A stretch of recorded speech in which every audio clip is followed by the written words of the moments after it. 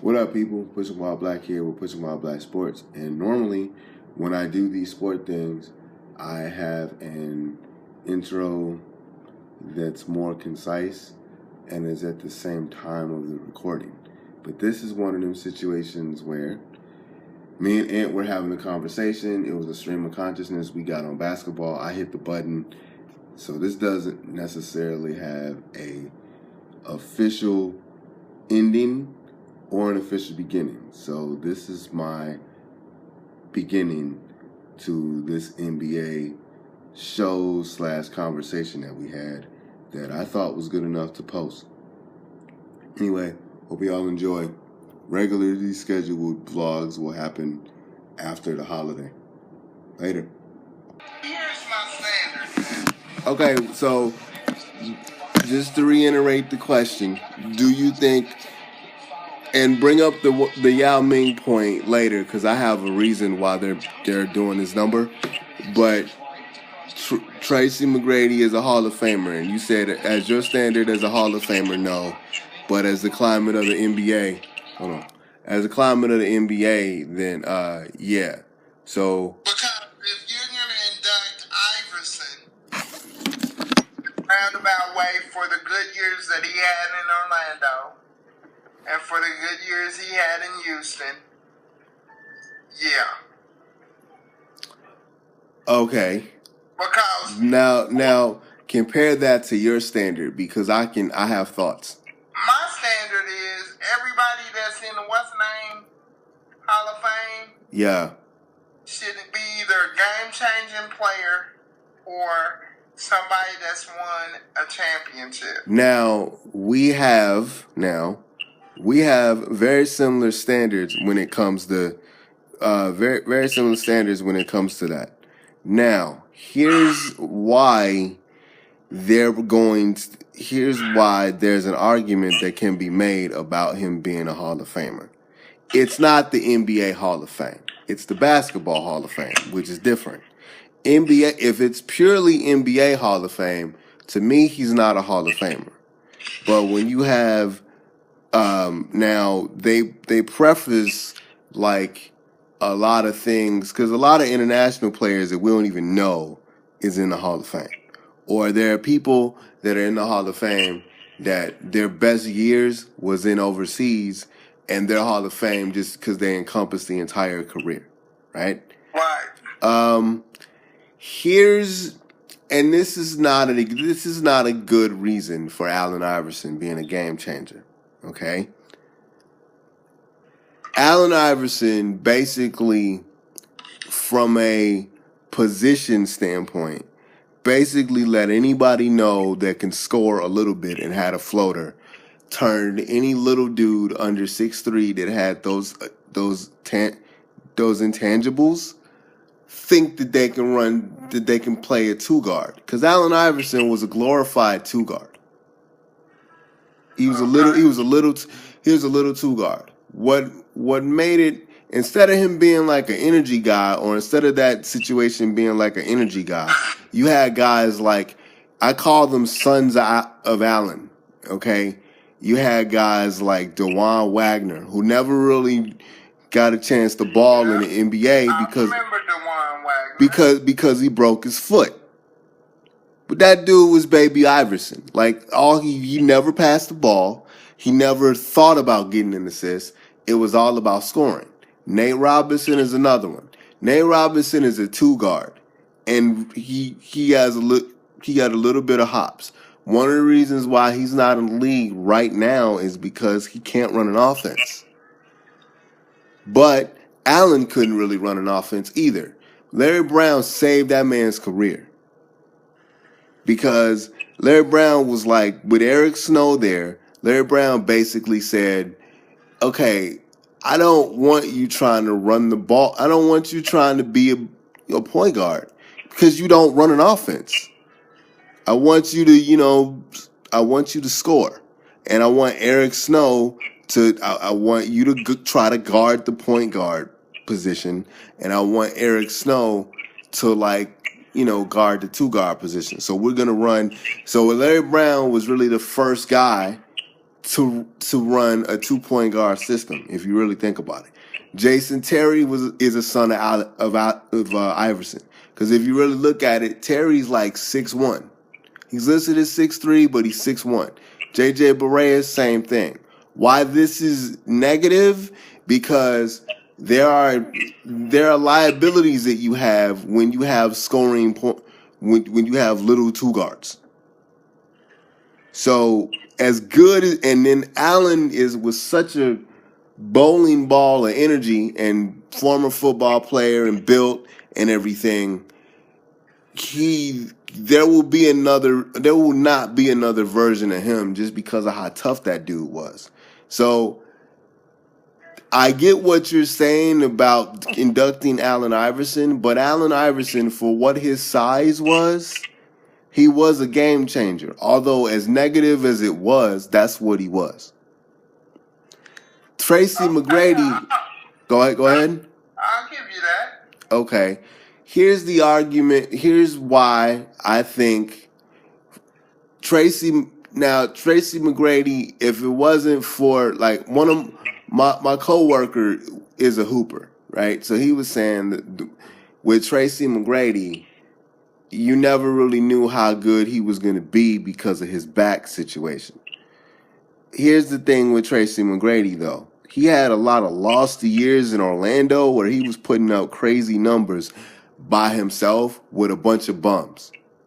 You know what I'm saying? So, his scoring, I don't know how he ranks as far as, like, all-time scoring, but it's like, okay, you didn't really, your best chance to win a championship is if you and Vince Carter would have stayed together, but you let ego. They never explained why he left.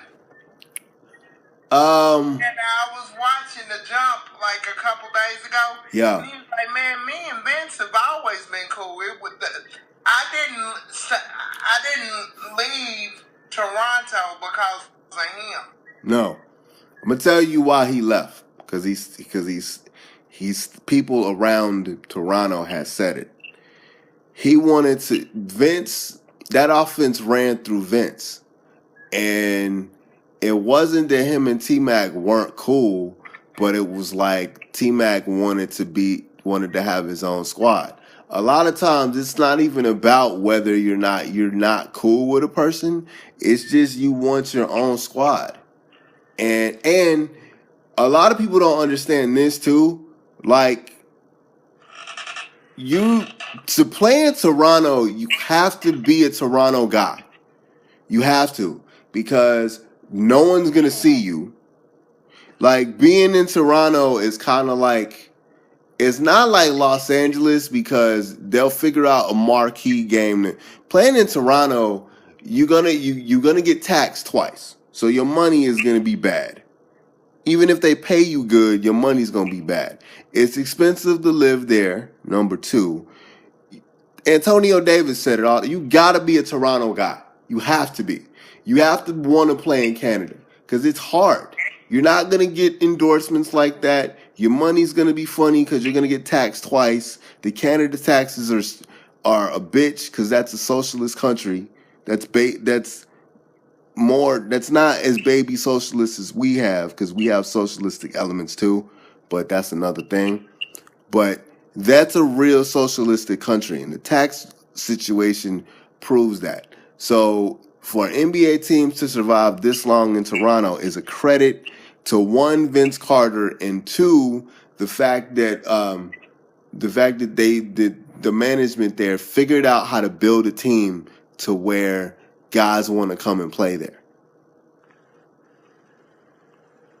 Because for a while, man, and then T-Max from Orlando, they had a bunch of money. Oh, look at what his options was when he was a free agent. Being a Bull, where basically they were just going to give him the ball and they were just going to say score 50, which is what he wanted to do anyway, or go to Orlando.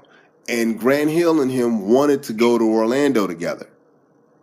And Grant Hill was a willing passer. Nobody knew he was going to see him and Vince were competing for shots. and nobody really wanted to take a second, be Batman. Everybody, be Robin. Everybody wanted to be Batman, which is not a bad thing, but it wasn't because they didn't like each other. It was like T-Mac felt like he was coming in his own, and it was like, okay, you have a chance to go play with Grant Hill, a Hall of Famer, and a willing passer, or you have a chance to play with Chicago, where basically your next. They drafted Elton Brand. They didn't draft Steve Francis. They drafted Elton Brand. So basically, if you decided to, and Ron Artest could score, but he was more of a defender. He really wasn't a scorer. So if T-Mac would have went to Chicago, it would have been his offense. Versus you stay in Toronto, your money's going to be bad because you're going to get taxed twice. You're not really going to get a lot of endorsements, and you got to compete for shots and kind of be Vince's like second banana, and he didn't want to do that. Now, that's been intimated. He's said in interviews when he first left, but he never really because people would always bring it back to him and Vince's relationship, and it wasn't about that.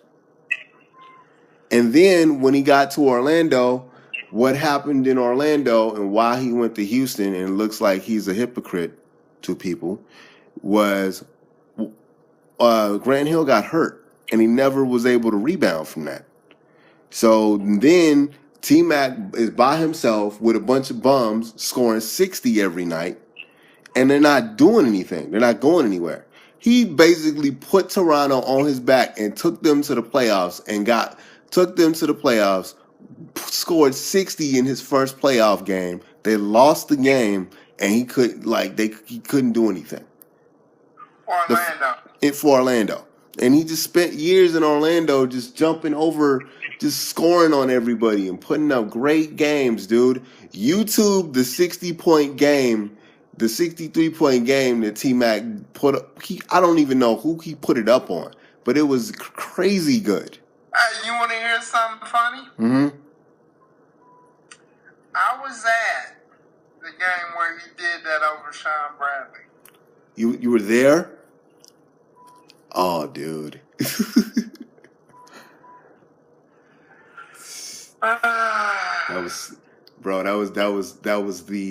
That dunk was the best NBA dunk I've ever seen. The best dunk I've ever seen was when Vince Carter jumped over that dude and cleared him. Yeah. That was the best dunk I've ever seen. Ever. And you know what was weird about that dunk? Mm-hmm. Vince Carter had hair. Yes. And when he talks about that dunk, he was like, he didn't even know he cleared that dude until he looked over at Gary Payton. And it is like, hey, bro, that dude had, I mean, he had short bust-ups. Like, he had the type jumping ability where you was like, this dude gotta be retarded. He doesn't understand he understands it now, but I think at the time it was just like, I'm just gonna do this. Yeah. Like, that ability is just at his peak, dude. And it's sad because we know the highlights, and when I think people knew who Vince was, but when he started getting the playoffs, when they started getting into the playoffs, and he started getting on NBC all the time, because when he first started, some of his best dunks was just highlight stuff. You know what I'm saying? But when we actually got a chance to see him play, in real games, which is kind of why I hate the fact that he ended up. The New Jersey years to me were very good years also. They weren't bad years, but they weren't at his peak. He was kind of so. What? You really hear a funny story? What? Okay. You know I know a lot of basketball players just from being around the way, right? Yeah. So Kenyon Martin, I'm out at Northport, and I said, Kenyon, did you really say to Alonzo Mourning, oh, my kidney? Oh, that's an asshole move. And so he said, bro, he said, now we from the same era. We about the same age, right? Yeah. He said, you get tired of them old dudes talking. You know, they be talking shit like you supposed to kiss their ass just because they got here old. Right. 6 years before you did. And he said, so Alonzo Mourning would always say something like, oh, we was being disrespectful to the game. And he said, really, we were just kids. You know how, like, kids play around? He said, have you ever been around a situation where, like, okay, you might be 18, but you have a cousin that's, like, 13. Yes. And, you know, he might be into some silly shit, but he's still your cousin. Mm-hmm. You talking about when they played together, right? Right. Yeah, but I have... And he said, so, I have, because I've always heard things. So when he said, and I was genuinely hurt. He said my ankle was hurting, right? Mm-hmm. And he said, so the dude said, oh my ankle, and so I said, oh my kidney. He basically told me that I was being a bitch because my ankle was hurt. You know, I've heard things about Alonzo Mourning. Just now, mind you, consider this. And then I have a mutual friend. His name is Marquise. He grew up with Kenyon, and he said, "Man, you gotta understand, Kenyon is a retard. Wow. He just things don't always click with him, and he might say something like." Might do something weird, like be sticking his tongue out during the interview or whatever. He's just a goofball. He said, so me knowing Kenyon, I could see him saying that. And he don't really mean nothing by it. Like, if it had been his back, it would be like, oh, my back is hurt.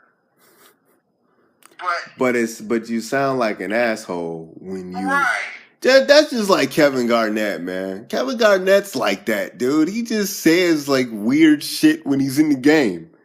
And, like, he clowned Charlie Villanueva, because, Villanueva has, like, alopecia shit. And he told him, you look like a cancer patient. Now, Kevin Garnett's an asshole like that when he's playing. He says some shit to Carmelo where Carmelo was like, I will kill you. Because, Kevin Garnett's not from Chicago. Like, Kevin Garnett's from South Carolina. And I'm not saying Kevin Garnett's like a fake dude or South Carolina dudes aren't real dudes. I'm not saying that. But people have this idea that Kevin Garnett's from the Chi, and he has that Chi-town edge. He doesn't. He played 1 year at Farragut High School with Ronnie Fields. They had a crazy year. Kevin Garnett gets drafted by the league. Ronnie Fields was supposed to go the next year because Ronnie Fields was a junior. Ronnie Fields gets into a car wreck. He was either gonna go to DePaul or he was gonna go to the league. Ronnie Fields gets into a car wreck and messes up his pro shit. And there's a documentary about it which I actually gotta find and I gotta get. I don't know if some crazy thing happened with a girl, but he lost his opportunity to go to college, and he became this CBA legend. Okay, so because Kevin Garnett went to Farragut, for a year, everybody's like, he's from Chicago. No, he's not. And I'm not saying Kevin Garnett's a bad dude because he isn't, but he's weird. He's one of them basketball savant dudes, and to get himself hyped up, he makes up. You know how Jordan used to make up slights and stuff? Yeah. Kevin Garnett does that. And he says little things to get himself hyped up. And it's weird because people don't understand that. It's weird. There are guys that are hella basketball players, but they really need to do weird stuff to be right. What's the name was like that? They said, I grew up with Barry Sanders, right? They said before a game he would go catatonic, like he'd sit looking in the same place for like 3 hours, and then the driver would come in and say, you ready to go? And he'd be like almost like he was sad about playing. And he'd go, yeah. And he'd get up and go play. Wow. So, hey, man, I can't wait to see what my regimen is going to be before I go on stage. It could be hookers and blow and Milky Ways. Milky Ways? That's the candy of choice? I didn't know you was a Milky Way dude. You know, I don't know what my writers will be at that point. But who knows, man? You know, whatever it takes to get you there. But I think T-Mac, man, to get back to the T-Mac thing, he was never really a game changer for me. He could have been. I mean, he's just a better Anthony Hardaway. Yeah, I agree. That's more of an argument for me as far as who is he a Hall of Famer? Because dude, those years in Orlando with Shaquille O'Neal, like that was. You know what? He's more of a basketball Hall of Famer for his college and high school years than his pro years. You talking about Penny? Yeah. Yeah. But he'll probably make it because it's the basketball Hall of Fame. It's not the NBA. He'll probably make the basketball Hall of Fame just because of his college years. Just like I'm gonna tell you who's a college Hall of Famer, but probably won't even sniff the NBA Hall of Fame. JJ Redick, no, that's number one, and Tyler Hansborough. Tyler Hansborough? No, JJ Redick. I agree, but for what he did at Duke is amazing. What him and Adam Morrison did in college that one year is amazing, and I was very surprised that Adam Morrison didn't pan out. And I actually, because people diss Michael Jordan, for that pick, but actually that was a smart pick. Because he can create his own shot. He was tall and he can shoot threes. The only reason JJ Redick is here is the same reason what's the name is in the league. The only reason JJ Redick is still here is the same reason that not Hoiberg, McDermott is here. Although you found out that McDermott has a little bit of sneaky athleticism, McDermott has a skill. And so does JJ Redick. They can shoot threes. They can sit in the corner and they can shoot threes. And they can shoot threes consistently enough because there are guys that were better percentage guys in college but can't sniff the NBA because they can't do anything else. The Jimmer Fredette, the dude out of BYU, he can't move. JJ Redick figured out how to move, learned like 2 moves, bulked up a little bit, and now he's in the league. He'll never be a Hall of Famer in NBA standards, but what he did in college was amazing. And Psycho T was just a crazy person, and he just stayed there for 5 years. Yeah. I don't know, man. I mean, you know, looking back on that time period, you know, I just was a T-Mac fan,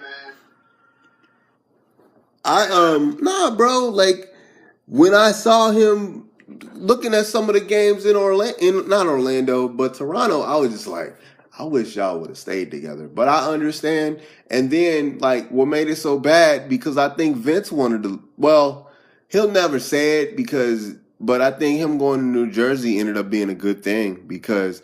He's always said he didn't want to leave Toronto. He wanted to stay there. But it was a good thing, man, because he couldn't. Man, but Google some of Vince Carter's dunks in, like, exhibition games. When they were. That dude had, like, he had short bust-ups. Like, does he have on special shoes? Or are those orthopedic shoes?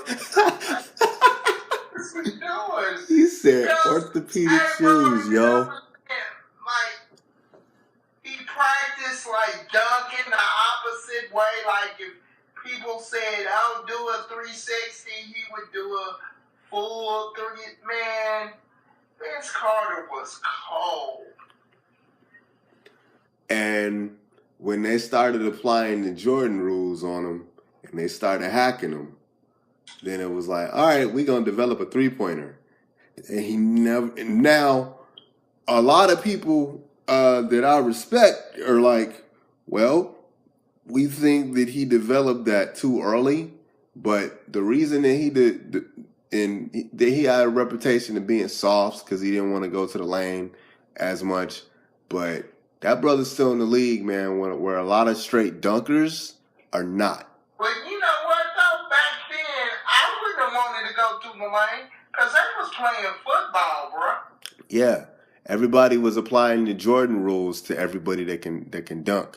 You can't really do that anymore because the game is, which is why, like, when people say that Russ is gonna get tired or Russ is gonna become bad when he doesn't have his hops, but I can get that, but it doesn't matter because as long as he develops a floater, he could still be Angry Russ.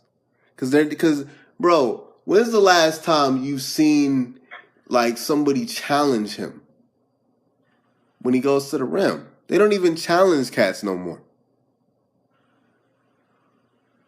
Yeah, I give you that. Like, bro, him and Blake Griffin can literally try to jump over people, and Blake Griffin like uses shoulders and grabs like, bro, there's no reason why that brother could not be hammered all the time.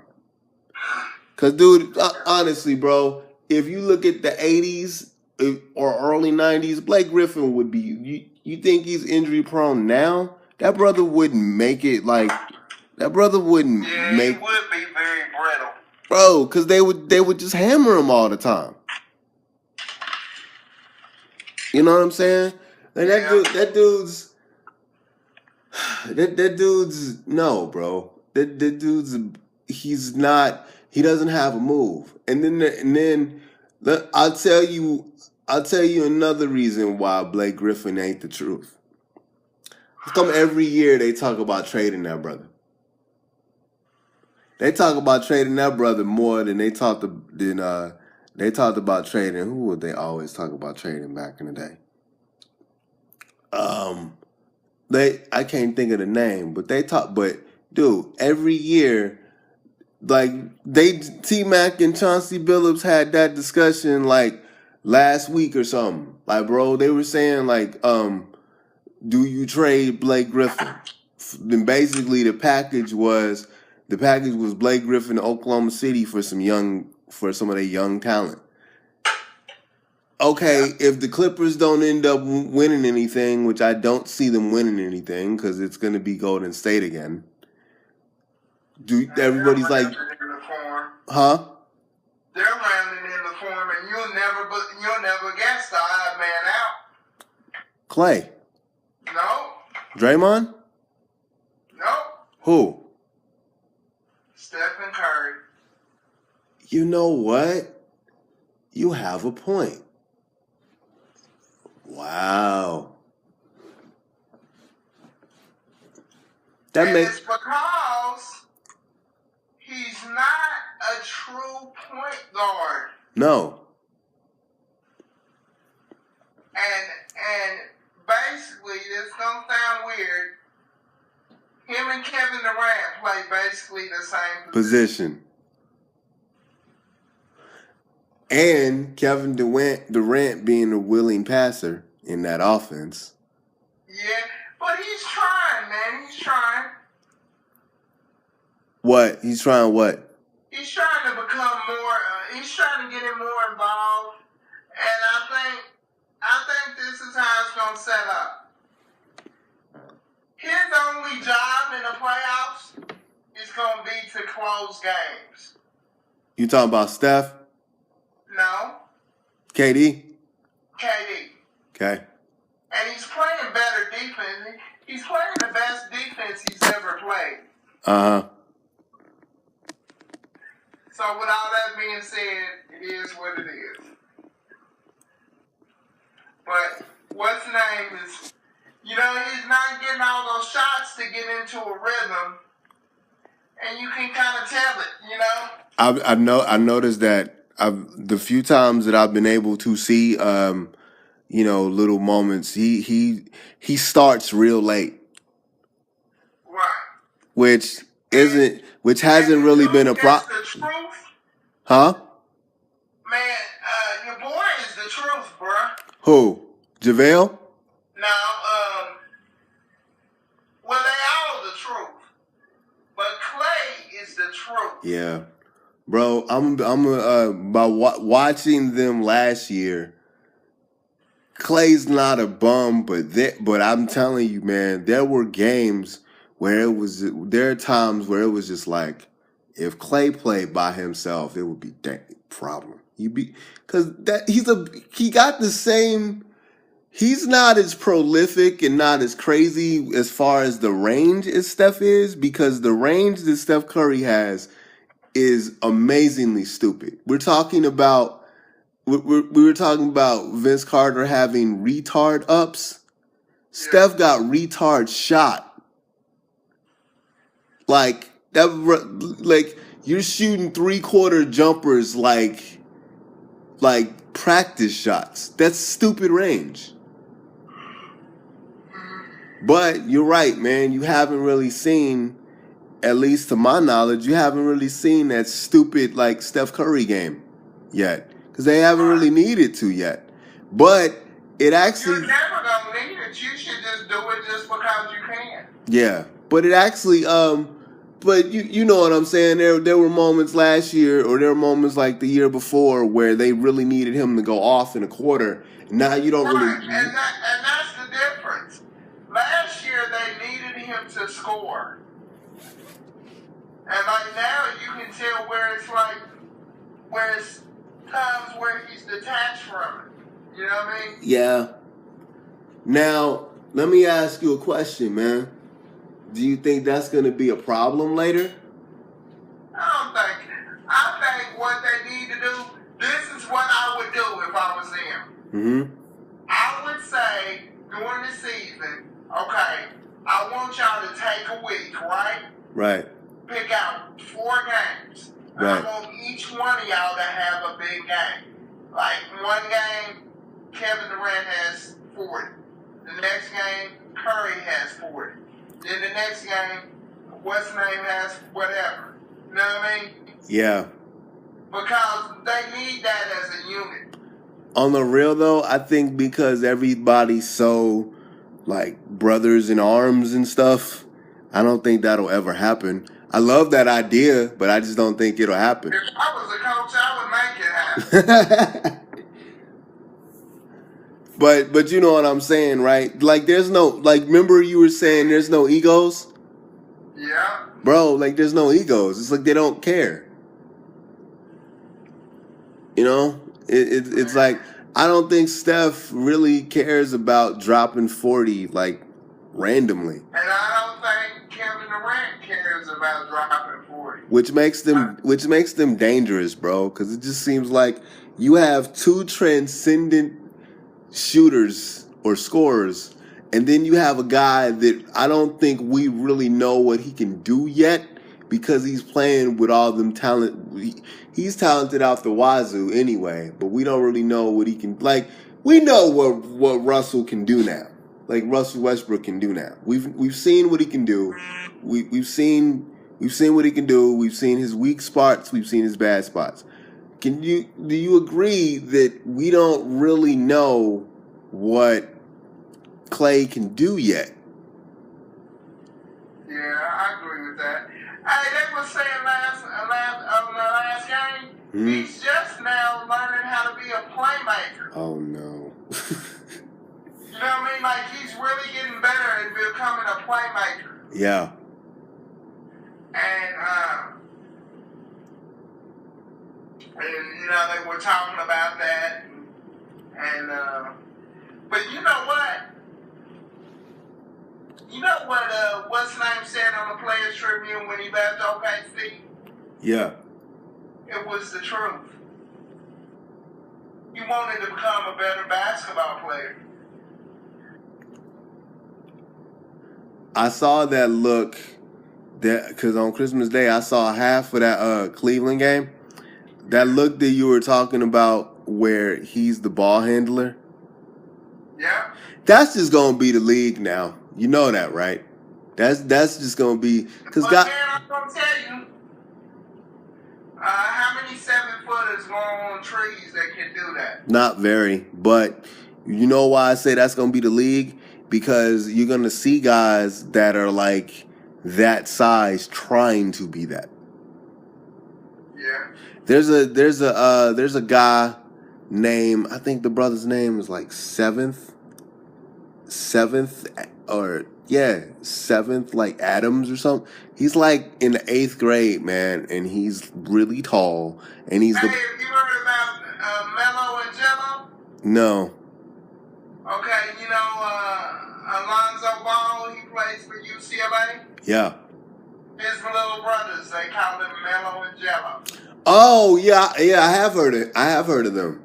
These dudes is, they launching from the door, bro. Yeah, my dude Jason Goff was talking about that whole family.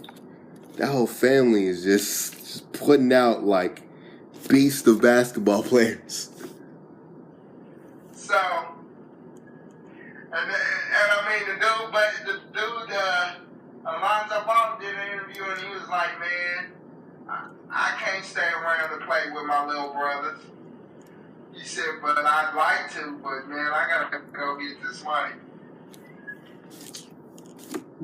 You realize they mom just popped out 3 like basketball monsters, Man, the dude told the dude, I'm gonna shoot it from right there.